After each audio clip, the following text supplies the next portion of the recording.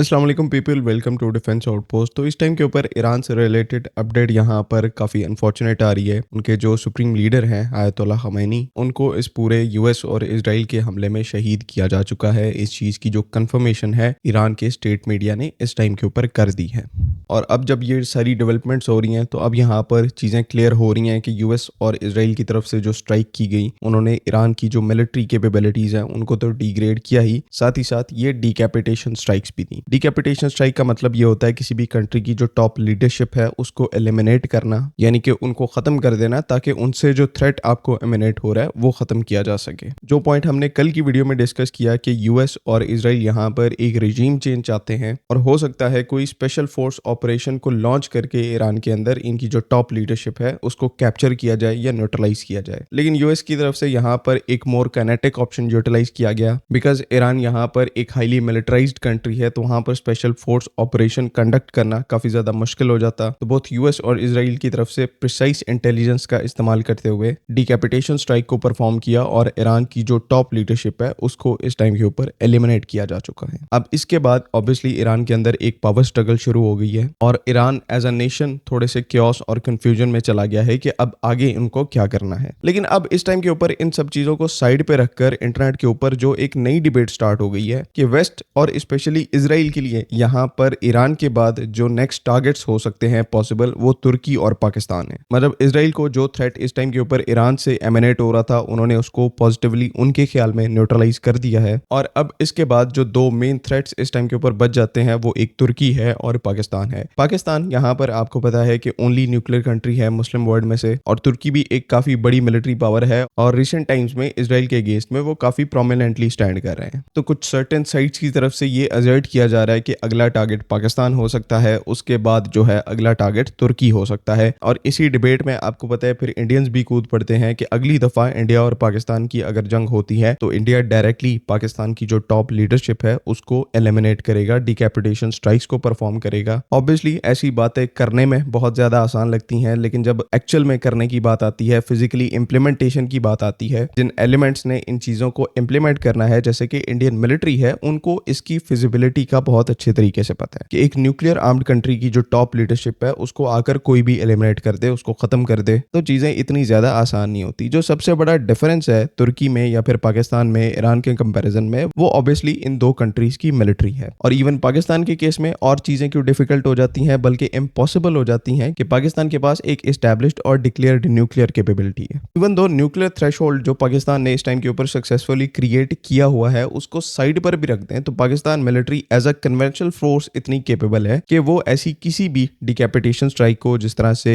US की तरफ से, इजराइल की तरफ से ईरान के अगेंस्ट में कंडक्ट की, उसको डिस्टर्ब कर सकते हैं। और डिस्टर्ब करना यानी कि उनको सही तरीके से अटैक परफॉर्म ना करने देना, ये यहाँ पर सबसे बड़ा एडवांटेज होता है। यूएस और इजराइल की तरफ से खुले तरीके से ईरान के अंदर अटैक किया गया, कोई एयर डिफेंस सिस्टम, कोई उनकी एयरफोर्स, ईरान की जो एयरफोर्स है वो वहां पर प्रेजेंट नहीं थी डिफेंस के लिए, और ये जो सीनियर ईरान की लीडरशिप है उसको एलिमिनेट करने में सक्सेसफुल हो पाए। अब ये चीज ना तो तुर्की के केस में रेलेवेंट है और ना ही पाकिस्तान के केस में रेलेवेंट है, बिकॉज तुर्की और पाकिस्तान दोनों के पास एक वैलिड डिफेंसिव फोर्स है जो कि आने वाली इनकमिंग अटैक को रोक सकती है, उसको डिस्टर्ब कर सकती है और एनिमी को हैवी लॉसेस इन्फ्लिक्ट कर सकती है। ये यहाँ पर ऐसी चीजें हैं जो कि अगले बंदे को, अगली पार्टी को, जो कंट्री किसी दूसरी कंट्री के ऊपर स्ट्राइक कर रही है, उसको बहुत ज्यादा सोचने पर मजबूर करती है कि वो कितना लॉस ले सकते हैं, कितना लॉस दुनिया के सामने एक्सेप्ट कर सकते हैं। ऑब्वियसली तुर्की के पास एयरफोर्स है, पाकिस्तान के पास एयरफोर्स है जो कि इनकमिंग एयरक्राफ्ट को शूट डाउन कर सकते हैं, एक लॉन्ग रेंज के स्टैंड ऑफ वेपन्स हैं, क्रेडिबल एयर डिफेंस कैपेबिलिटी है। उसके बाद पाकिस्तान के केस में यहाँ पर स्ट्रेटेजिक फोर्सेस कमांड है जो कि हर तरह के nuclear weapons, nuclear payloads, ballistic missiles, land attack cruise missiles, इनको डील करती है। तो जब ये सारी कैपेबिलिटी इक्वेशन में होती है तो डिकैपिटेशन स्ट्राइक्स को करना या फिर किसी भी न्यूक्लियर आर्म्ड कंट्री की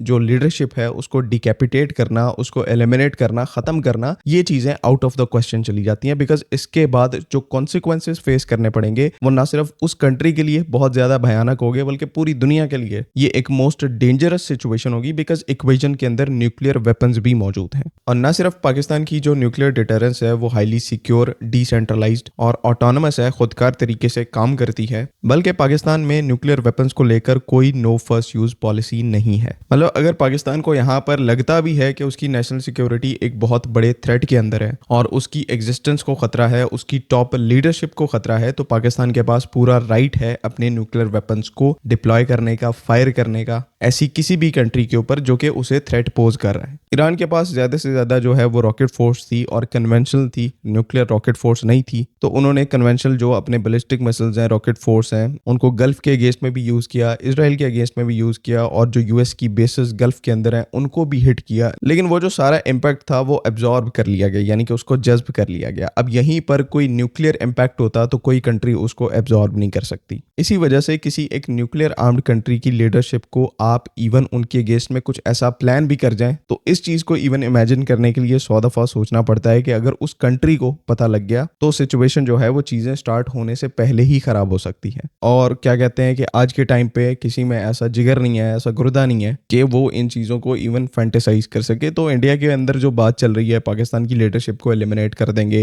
इसराइल के अंदर जो बात चल रही है कि पाकिस्तान और तुर्की दोनों की लीडरशिप को एलिमिनेट कर देंगे, ये सारी इररेलेवेंट डिस्कशंस हैं जो कि सोशल मीडिया से स्टार्ट हुई हैं और सोशल मीडिया के ऊपर ही खत्म हो जाएंगी। बाकी आई होप कि तमाम चीजें क्लियर हैं। शाम की वीडियो में हम कोशिश करेंगे कि अफगानिस्तान के अंदर पाकिस्तान एयरफोर्स की जो बॉम्बिंग कैंपेन दोबारा से स्टार्ट हो चुकी है इस टाइम के ऊपर, उससे रिलेटेड आपको अपडेट प्रोवाइड कर दें एंड इंशाल्लाह ये अपडेट आपको शाम को जरूर मिलेंगी। आई होप कि तमाम चीजें यहाँ पर क्लियर हैं। अगली वीडियो तक के लिए अल्लाह हाफ़िज़। पाकिस्तान जिंदाबाद।